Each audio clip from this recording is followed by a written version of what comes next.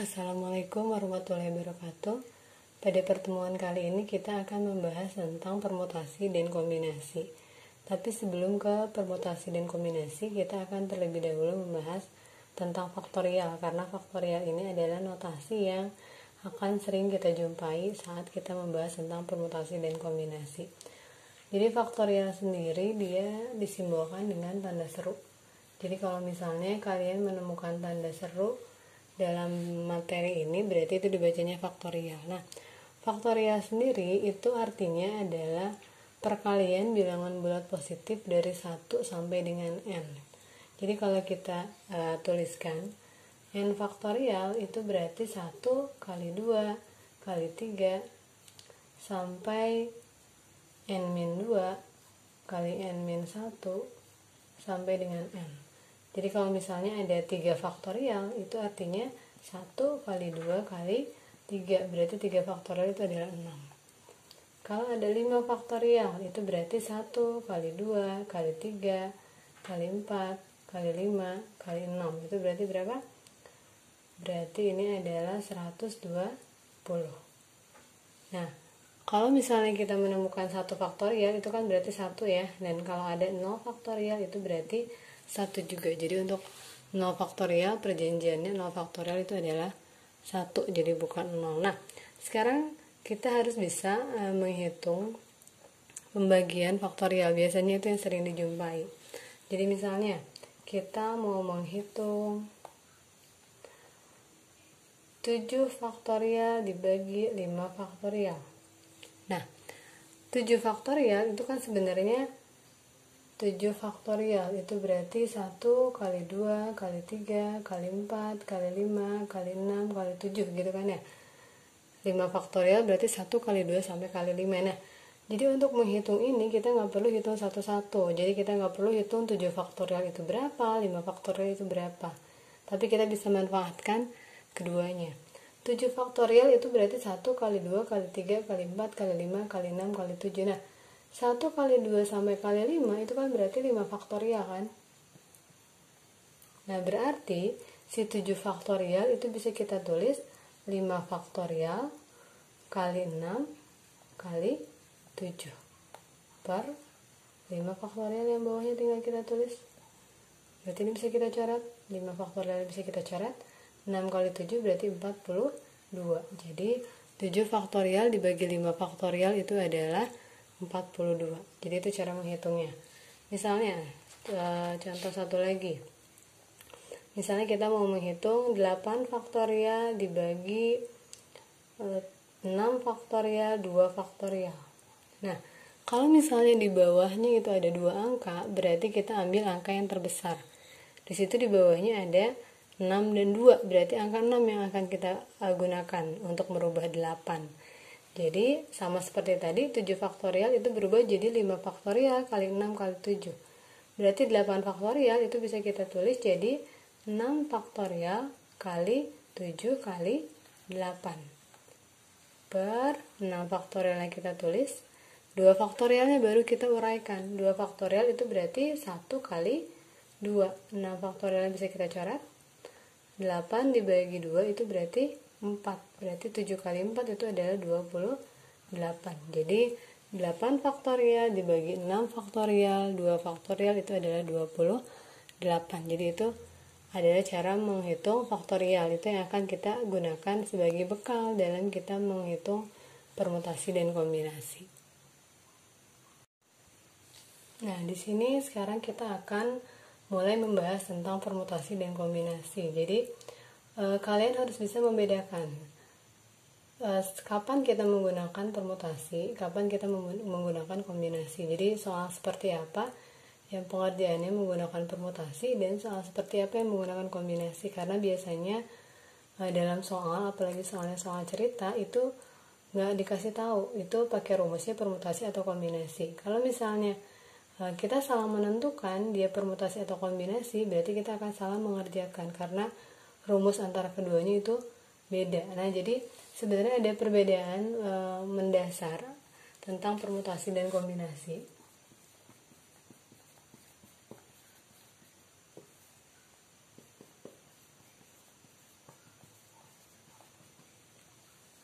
Nah, jadi kalau dalam permutasi itu urutan itu diperhatikan.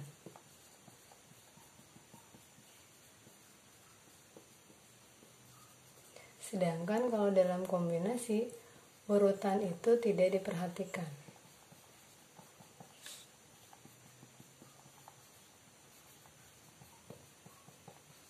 Nah, maksudnya urutan diperhatikan itu artinya kalau dalam kombinasi kita menuliskan A, B dengan kita menuliskan B, A ini dianggapnya tidak sama karena urutannya berbeda. Jadi A, B berarti urutan pertama itu A, yang kedua itu B.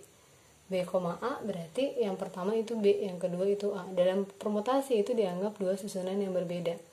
Nah, kalau dalam kombinasi urutannya tidak diperhatikan, artinya kita menuliskan A, B dengan kita menuliskan B, A ini dianggapnya sama karena anggotanya sama. Anggotanya itu si A dan si B. Jadi itu perbedaan mendasarnya. Jadi biasanya kalau dalam permutasi soal-soalnya itu soalnya tentang kalau soal cerita itu biasanya tentang jabatan, tentang tugas, tentang posisi atau tempat duduk gitu. Itu biasanya pakai permutasi. Tapi selain itu dia biasanya tentang kombinasi. Jadi kombinasi itu nggak ada hubungannya sama jabatan, nggak ada hubungannya dengan ranking, peringkat, posisi gitu. Itu biasanya pakai kombinasi. Biasanya kombinasi itu misalnya kita memilih pemain dalam sebuah permainan misalnya, atau dalam sebuah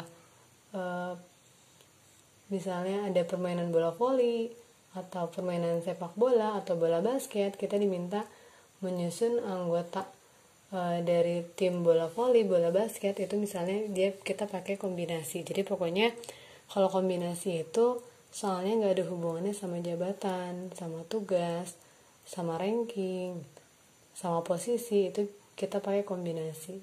Kalau permutasi itu harus diingat dia urutannya diperhatikan. Biasanya soal-soalnya itu berhubungannya dengan ranking, posisi, tugas.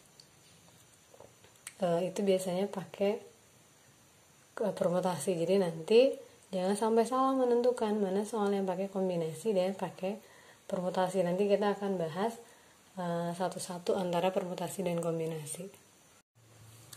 Nah, jadi di sini kita akan membahas tentang permutasi dan kombinasi. Nah, kalau untuk permutasi sendiri tadi kan ingat urutannya diperhatikan ya, soalnya berhubungan dengan jabatan, ranking, posisi, itu pakainya permutasi. Nah, permutasi sendiri nanti dia akan ada beberapa jenis. Jadi yang pertama ada permutasi n unsur dari n unsur yang tersedia. Artinya di sini jumlah yang disediakan dengan jumlah yang diambil itu sama. Jadi misalnya ada 5 tempat duduk, yang akan duduk juga 5 orang. Itu kita pakai permutasi n unsur. Jadi rumusnya permutasinya tinggal n faktorial. Jadi kalau misalnya kursinya ada 5 berarti tinggal kita hitung 5 faktorial. Nah, yang kedua ada permutasi r unsur dari n unsur yang tersedia. Artinya di sini banyaknya yang disediakan dengan banyak yang diambil itu berbeda. Jadi misalnya ada 5 orang, akan dipilih 3 orang untuk jadi ketua, sekretaris, dan bendahara misalnya. Berarti itu pakainya permutasi ya, karena hubungannya sama jabatan atau tugas. Jadi nanti yang tersedia 5 orang, yang disediakan 3 orang. Berarti kita hitungnya 5P3. Nah, rumusnya itu berarti 5 faktorial per n min r faktorial. Jadi kalau misalnya kita menghitung 5P3, berarti n nya 5 faktorial per n min r, berarti 5 kurang 3, jadi 2 faktorial. Berarti kayak tadi 5 faktorialnya kita ubah jadi 2 faktorial kali 3 kali 4 kali 5 per 2 faktorialnya kita tulis lagi. 2 faktorialnya kita coret, berarti tinggal 3 kali 4 12, 12 kali 5 berarti 60. Jadi nanti akan ada 60 cara gitu. Kalau misalnya ada 5 orang, kita pilih 3 orang untuk jadi ketua, sekretaris, bendahara. Nah, yang ketiga itu ada permutasi yang mengandung unsur sama. Jadi di sini biasanya ada anggota yang sama. Kita pakainya rumus yang ketiga ini. Jadi ini seringnya sih soalnya itu tentang menyusun huruf-huruf dalam sebuah kata gitu. Nah, biasanya kan ada kata yang sama gitu. Nah, itu kita pakai permutasi yang mengandung unsur sama. Jadi tinggal n faktorial, n-nya itu adalah jumlah semua huruf ya, per p faktorial, q faktorial, r faktorial. Ini adalah huruf-huruf yang samanya atau anggota yang sama. Jadi tergantung nanti konteks soalnya. Jadi nanti kita lihat contoh-contoh soalnya. Nah, yang terakhir itu adalah permutasi siklis. Jadi kalau siklis itu ingatnya, siklis itu artinya melingkar. Jadi permutasi siklis ini khusus untuk soal-soal yang medianya berupa sesuatu yang melingkar, atau misalnya ada sebuah rapat, duduknya itu bentuknya di meja bundar misalnya gitu. Jadi pokoknya medianya itu dia melingkar, kita pakainya permutasi siklis. Jadi permutasi siklis itu rumusnya tinggal n-1 faktorial, dengan n itu adalah jumlah unsur yang disediakan. Itu untuk permutasi, jadi jenisnya ada 4. Nanti kita akan bahas satu persatu contoh soalnya. Nah, yang kedua untuk kombinasi. Kalau kombinasi sendiri dia rumusnya cuma ada 1. Jadi permutasi R unsur dari N unsur yang tersedia. Rumusnya sebenarnya mirip-mirip sama permutasi, cuma beda di belakangnya aja. Jadi kalau permutasi itu n faktorial per n min r faktorial. Kalau kombinasi itu ncr, itu berarti n faktorial per n min r kali n min r faktorial dikali r faktorial lagi. Nah, kita lihat bedanya. Kalau misalnya tadi kita menghitung 5p3 itu hasilnya 60. Coba kita hitung kalau misalnya kita menghitung 5c3. Berarti 5 faktorial per n min r berarti 5 kurang 3, 2 faktorial dikali r faktorial berarti 3 ya, 3 faktorial. Nah, di bawahnya itu ada 2 angka, berarti kayak tadi kita gunakan angka yang paling besar. Ada 2, ada 3, berarti kita gunakan angka 3 ya. Berarti 5-nya kita ubah jadi 3 faktorial kali 4 kali 5 per 3 faktorial, 2 faktorialnya baru kita urai. Jadi 1 kali 2. Berarti ini kita coret 3-nya, 3 faktorialnya kita coret.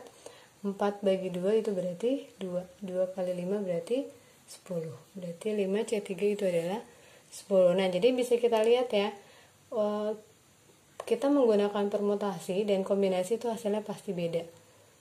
Jadi makanya hati-hati kalau misalnya kita menemukan soal, jangan sampai kita salah menentukan dia pakai permutasi atau kombinasi, karena nanti hasilnya bisa beda. Ya, jadi kita harus benar-benar bisa mengenali soalnya, soal mana yang pakai permutasi dan soal yang mana yang pakai kombinasi. Kita salah menentukan, kita akan menentukan hasil yang salah, akan menemukan hasil yang salah. Jadi itu pembahasan tentang permutasi dan kombinasi.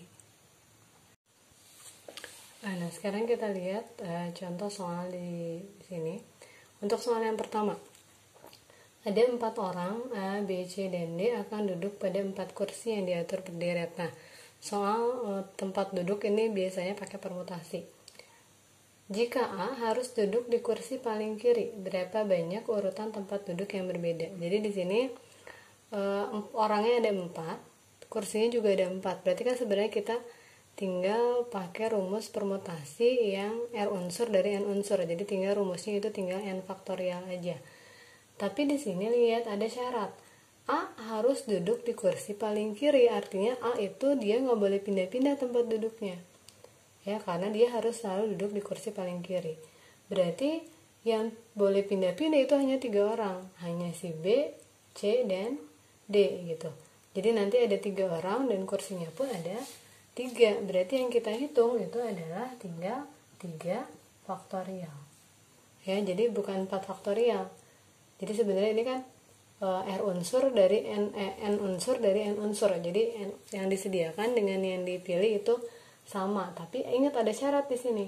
A harus duduk di kursi paling kiri. Berarti A itu nggak boleh pindah-pindah tempat duduknya. Berarti yang boleh pindah itu cuma 3 orang, B, C, dan D. Berarti yang kita hitung tinggal 3 faktorial. 3 faktorial itu berarti 1 kali 2 kali 3. Berarti hasilnya itu adalah 6. Jadi nanti akan ada 6 susunan tempat duduk yang mungkin terjadi. Sekarang yang kedua. Dari 10 anak yang mengikuti final Cerdas Cermat akan dipilih juara 1, 2, dan 3. Berarti ini pasti pakai permutasi ya, karena hubungannya itu sama di sini ranking atau juara atau posisi gitu ya, berarti kita harus pakai permutasi. Tentukan banyaknya susunan yang mungkin terjadi. Jadi di sini yang disediakan itu ada 10 orang, yang kita pilih itu ada 3 orang. Berarti yang kita hitung itu adalah 10 P3. Ya, berarti 10 P3 itu adalah 10 faktorial per n min r.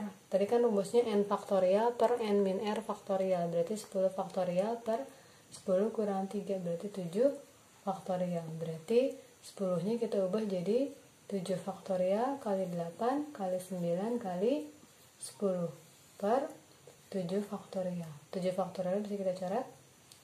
8 kali 9 itu 72 kali 10 berarti 720. Berarti nanti akan ada 720 susunan juara yang mungkin terjadi. Nah, sekarang nomor 3. Berapa banyak susunan huruf dapat disusun dari huruf-huruf pada kata monoton? Nah, ini biasanya kita pakai permutasi yang mengandung unsur sama. Jadi kita lihat di situ ada huruf-huruf yang sama ya, huruf-huruf penyusun kata monoton. Berarti ada huruf apa aja yang sama?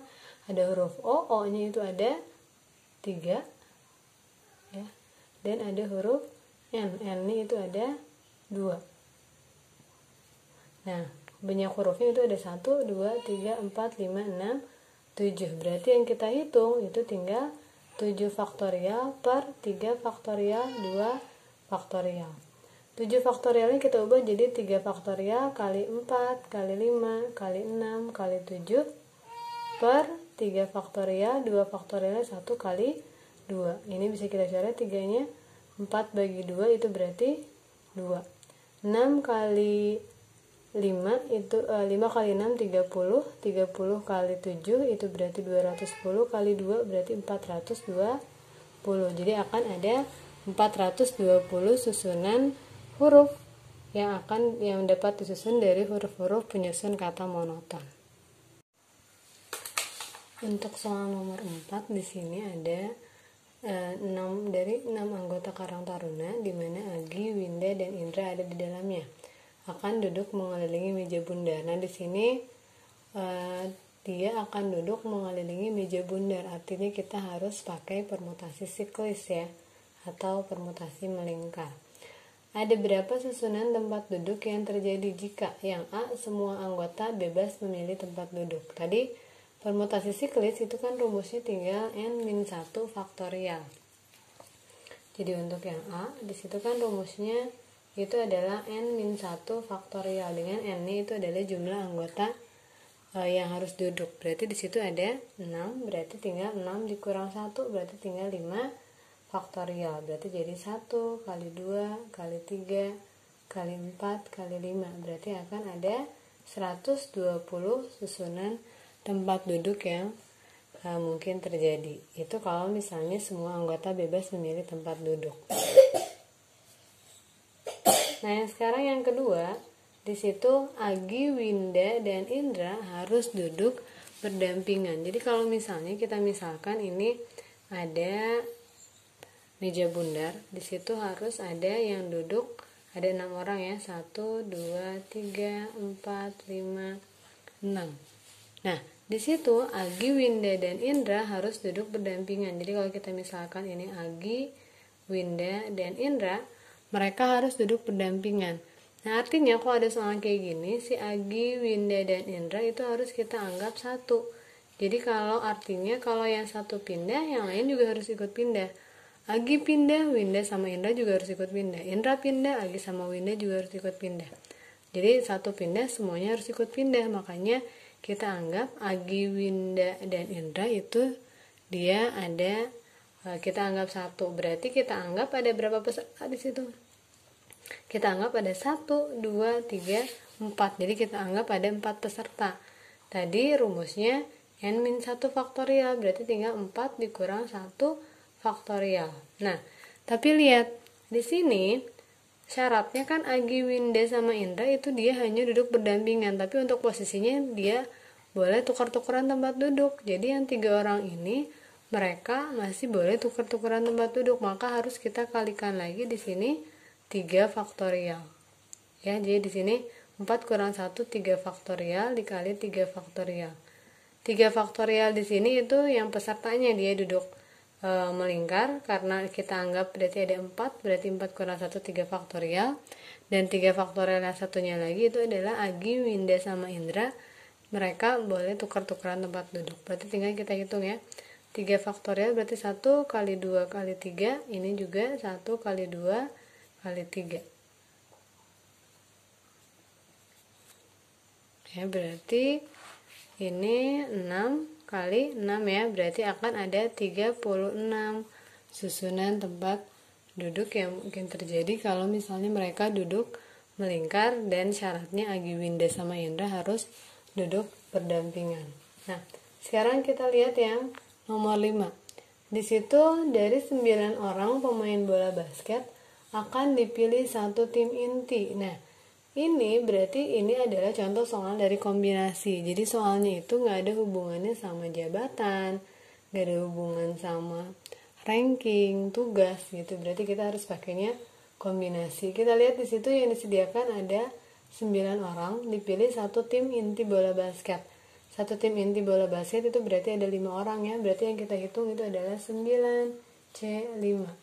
NCR itu berarti rumusnya N faktorial, jadi 9 faktorial per N min R, berarti 9 kurang 5, 4 faktorial, dikali R faktorial lagi. Ingat kalau kombinasi belakangnya dikali R lagi, berarti dikali 5 faktorial. Nah, kita ambil yang paling besar dulu. Kita ambil yang paling besar antara 4 dan 5, berarti kita ambil 5, berarti 9 ini kita ubah jadi 5 faktorial kali 6, 7, 8, 9, 6, 7, 8, 9 per 5 faktorial. Nah, 4 ini kita urai, berarti 1 kali 2 kali 3 kali 4. 5 nya bisa kita coret.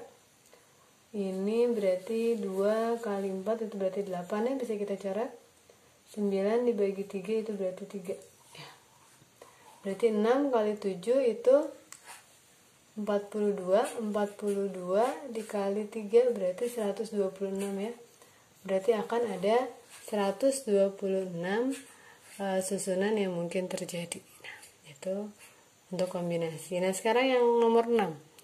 Di situ sebuah kotak berisi 10 bola, terdiri dari 7 bola hitam dan 3 bola putih.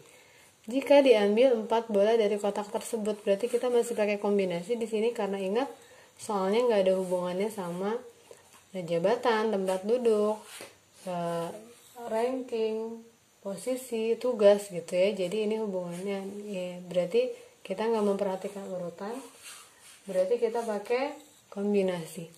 Nah, di sini diambil 4 bola, tapi susunannya dia mau 3 bola hitam dan 1 bola putih. Nah, untuk soal susunan banyaknya cara menyusun atau peluang, jadi kalau misalnya ada kata dan, harus diingat nanti artinya dikali ya. Jadi kalau ada kata dan itu artinya dikali. Kalau ada atau itu berarti ditambah.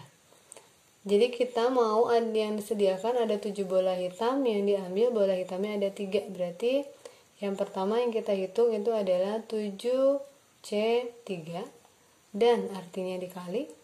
1 bola putihnya ada 3, kita ambil 1, berarti yang dihitung itu adalah 3C1. Berarti kita hitung satu-satu dulu ya. 7C3 berarti 7 faktorial per 7 kurang 3 berarti 3 faktorial dikali 7 dikurang 3 berarti 4 faktorial dikali 3 faktorial. Berarti 7-nya kita ubah jadi 4 faktorial kali 5 kali 6 kali 7 per 4 faktorial kali 1 kali 2 kali 3. 4-nya kita coret. 3 kali 2 itu berarti 6 ya. 5 kali 7 berarti 35. Satu lagi 3C1. 3C1 berarti 3 faktorial per 3 kurang 1 2 faktorial kali 1 faktorial. Berarti 3-nya kita ubah jadi 2 faktorial kali 3 per 2 faktorial kali 1-nya itu 1. 2-nya kita coret berarti 3 bagi 1 itu 3. Nah, berarti kita hitung di sini 7C3-nya 35 dikali 3C1-nya itu 3. 35 kali 3 itu berarti 105. Berarti akan ada 105 cara untuk mengambil 3 bola hitam dan 1 bola putih. Nah, jadi itu tentang permutasi dan kombinasi. Jadi ingat, harus kalian ingat untuk soal-soalnya. Jadi kalian harus bisa menentukan mana soal yang pakai permutasi, mana soal yang pakai kombinasi. Nah, jadi itu pembahasan tentang permutasi dan kombinasi. Semoga bisa dimengerti. Nanti diperbanyak latihan soalnya aja biar kalian lebih paham.